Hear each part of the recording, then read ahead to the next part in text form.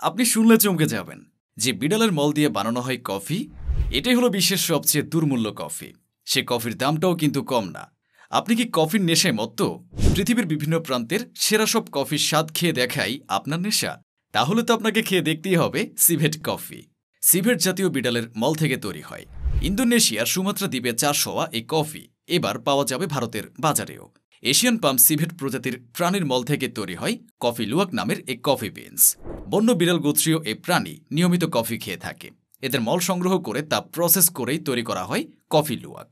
সিভেটের শরীরের উৎসেচকই নাকি এই কফি বিনসের স্বাদ ও গন্ধের প্রধান কারণ। ভারতে প্রতি কিলোগ্রাম ৮,০০০ টাকায় পাওয়া যাবে এই কফি। আরব সাগরীয় ও ইউরোপের দেশগুলোয় এই কফির দাম প্রতি কেজি ২০ থেকে ২৫,০০০ টাকা। কর্ণাটকের স্টার্টআপ সংস্থা কুর্ক কনসলিডেটেড কমোডিটিস আনিরমের নাম দিয়ে এই কফি প্রস্তুত করবে। বিশেষ এই কফি পরিবেশনের জন্য একটি ক্যাফে খোলারও পরিকল্পনা রয়েছে তাদের। সংস্থার অন্যতম প্রতিষ্ঠাতা নরেন্দ্র হেব্বার বলেন, প্রথম দফায় ২০ কেজি সিভেট কফি প্রস্তুত করা হয়েছিল। স্টার্টআপ সংস্থা তৈরি হওয়ার পর ২০১৫-১৬ সালে ৬০ কেজি ও গত বছরে আমরা ২০০ কেজি প্রস্তুত করি। আশা করছি আগামী বছর প্রায় ৮ টন করে কফি প্রস্তুত করতে পারবো আমরা। জঙ্গলের কাছাকাছি ক্ষেত থেকে সিভেটের মল সংগ্রহ করে এই সংস্থা। এইসব এলাকার ক্ষেতেই কফি ও চেরি খেতে আসে সিভেটরা।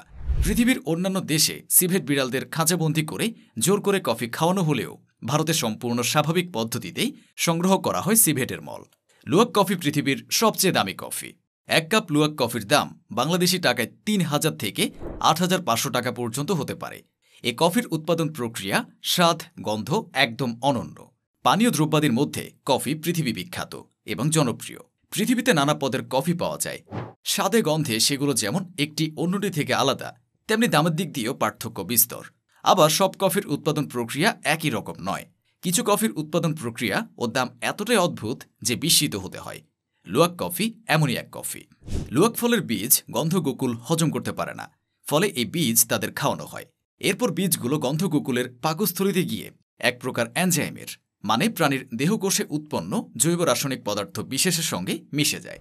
৮ থেকে ১২ ঘন্টা বীজগুলো গন্ধকোকুলের পেটের মধ্যে থাকে। এর ফলে বীজে যোগ হয় ক্যারামেলের ফ্লেভার। এটি এক প্রকার সুগন্ধি।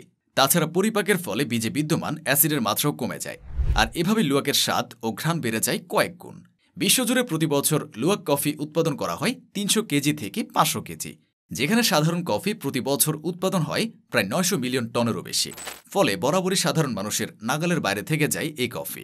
সাধারণত বিশ্বের শীর্ষস্থানীয় অভিজাত হোটেলগুলোতে চড়া দামে এই কফি বিক্রি করা হয়।